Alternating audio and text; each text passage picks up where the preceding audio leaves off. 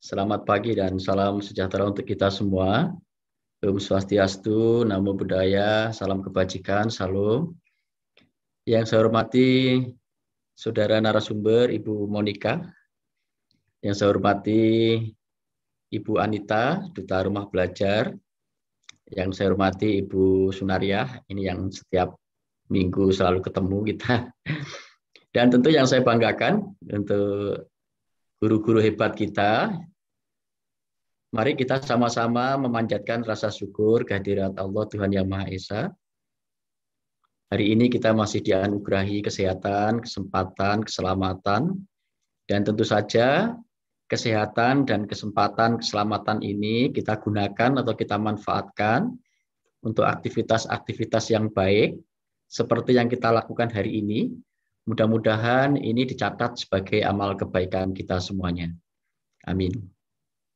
Bapak Ibu guru yang sangat saya banggakan, rasanya tidak akan pernah cukup ya untuk memberikan sanjungan atau ungkapan terima kasih pada Bapak Ibu guru, karena memang kita tahu ada harapan besar yang ada di dalam pundak Bapak Ibu sekalian, karena kita tahu bahwa generasi kita itu sebagian besar nanti ada di dalam proses pembelajaran di mana Bapak Ibu memiliki kesempatan yang banyak, kesempatan yang besar untuk ikut berkontribusi atau memberikan sumbangan pada anak-anak kita yang kelak ini bagian dari upaya kita memberikan sumbangan di dalam kehidupan yang lebih besar. Kalau anak-anak yang kita didik itu nanti menjadi anak-anak yang baik, berarti dia akan memberikan nilai manfaat di dalam kehidupan ini. Tetapi sebaliknya, kalau anak-anak yang kita didik itu memberikan sumbangan yang buruk di dalam kehidupan ini juga akan menjadi beban di dalam kehidupan yang lebih besar ini.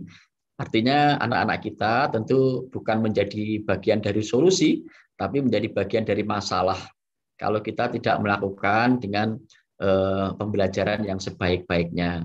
Karena itulah sebenarnya kita punya harapan besar agar Bapak Ibu yang langsung bersentuhan dengan peserta didik ini betul-betul memerankan ya, peran dalam pendidikan. Yang kita tahu bahwa pendidikan atau satuan pendidikan kita itu sebagai basis pengembangan ya, atau basis pusat pengembangan peradaban ya, peradaban manusia itu. Nah, ini harapan yang saya kira besar.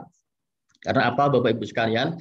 Kita harus tahu bahwa sebenarnya misi pendidikan itu bukan seberapa banyak pengetahuan yang disampaikan kepada peserta didik, tetapi jauh lebih penting bagaimana memanusiakan manusia-manusia muda ini supaya nanti tumbuh menjadi manusia dewasa yang bermanfaat ya, dan memberikan manfaat bagi kehidupan yang lebih luas ini. Jadi bermanfaat bagi dirinya, tapi juga memberi manfaat bagi kehidupan yang lainnya. Ini hal yang penting karena kita tahu bahwa sebenarnya sejarah pendidikan kita ini, kalau kita lihat mulai dari zamannya Ki Hajar Dewantoro yang meletakkan dasar pendidikan, ya, yang kita juga kenali bahwa beliau sebagai tokoh pendidikan nasional kita, harusnya inspirasi pendidikan itu betul-betul mengambil dari sejarah yang mengakar di dalam kehidupan kita. Ya, kita tahu Pak Ki Hajar Dewantoro itu bahwa pendidikan itu sebenarnya adalah memanusiakan manusia muda agar tumbuh menjadi manusia yang bisa berkontribusi dalam kehidupan kemanusiaan. Nah, jadi inilah sebenarnya hakikat yang harus kita pegang atau kita kembangkan atau kita bangun supaya pendidikan itu ikut memberikan kontribusi yang positif.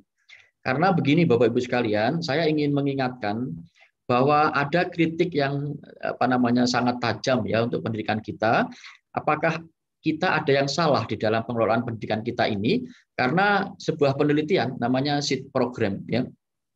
SEED program itu Self Employment and Entrepreneurship Development Program, SEED program.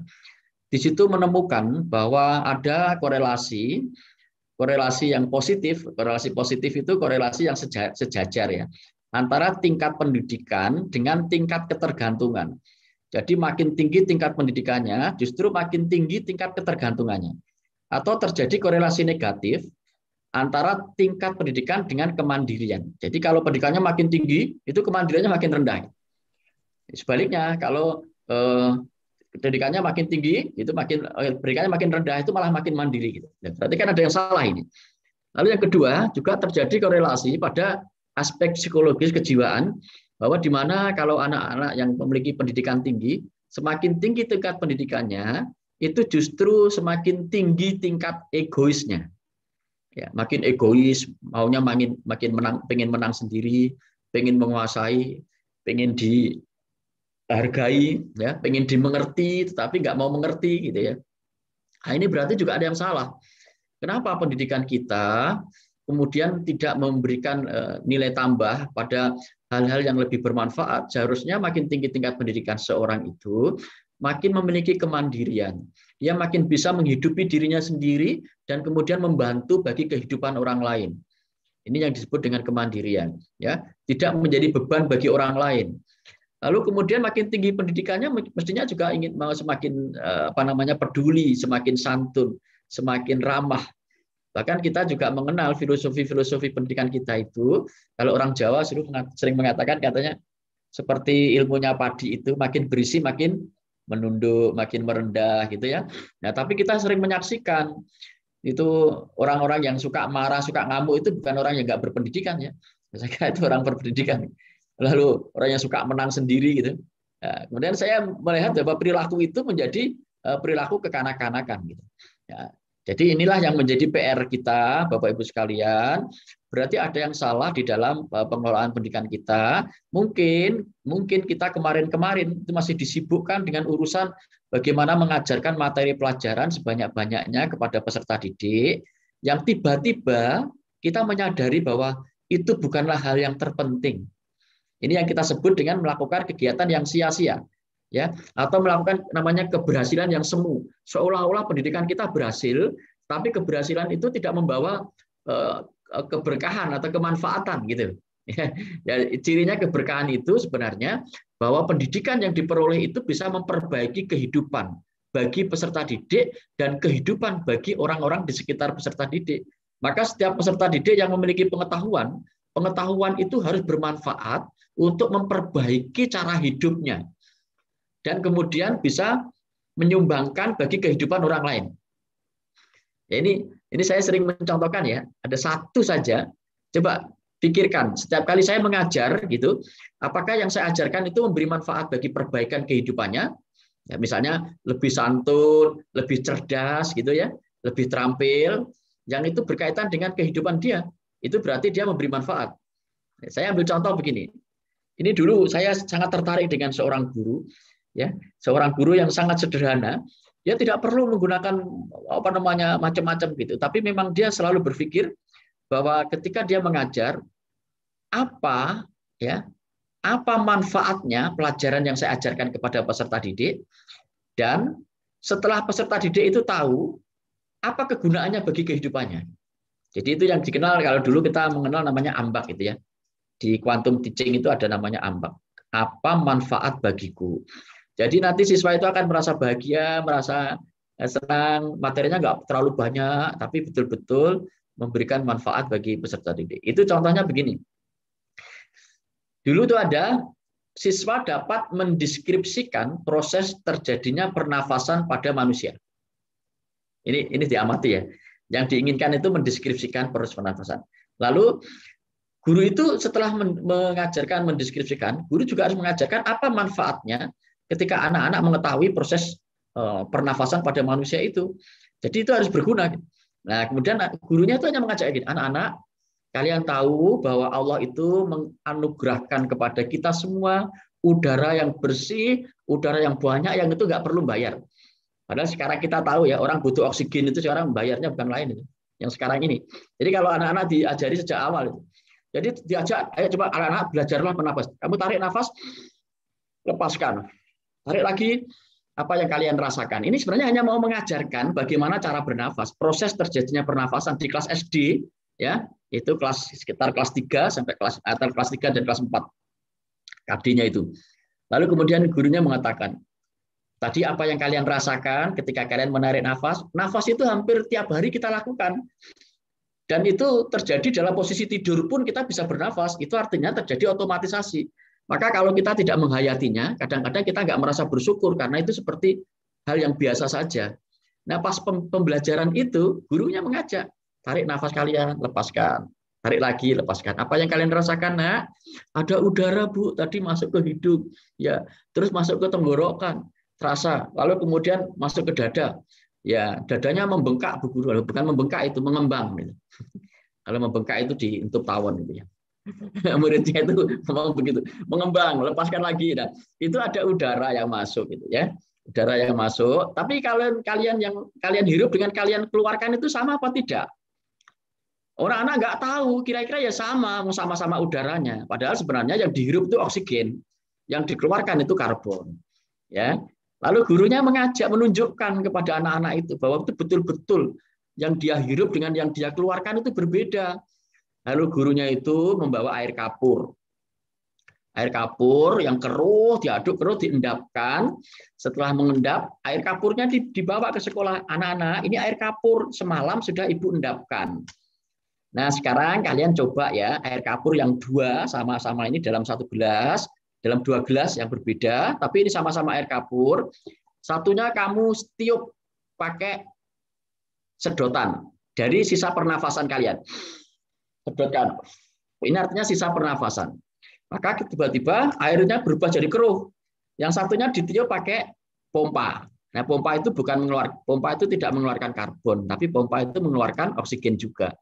Maka yang dihirup pakai pompa itu tidak berubah. Yang dihirup pakai nafas kita, yang keluar tadi pakai sedotan tadi berubah jadi keruh. Jadi anak-anak betul-betul membuktikan bahwa ternyata yang kita keluarkan itu adalah karbon, yang kita hirup oksigen. Sementara kalau pompa itu yang diterima itu oksigen, yang dikeluarkan juga oksigen. Pompa hanya memindah, tapi tidak terjadi proses pernafasan. Nah, jadi kemudian akhirnya anak-anak tahu. Jadi kalau begitu, nafas itu masuk di dalam diri kita, namanya di dalam paru-paru. Jadi ada hidung, tenggorokan, kemudian di paru-paru. Nah, di dalam paru-paru itulah kemudian terjadi proses yang disebut dengan respirasi pernafasan. Diambil oksigennya, dilepas karbonnya.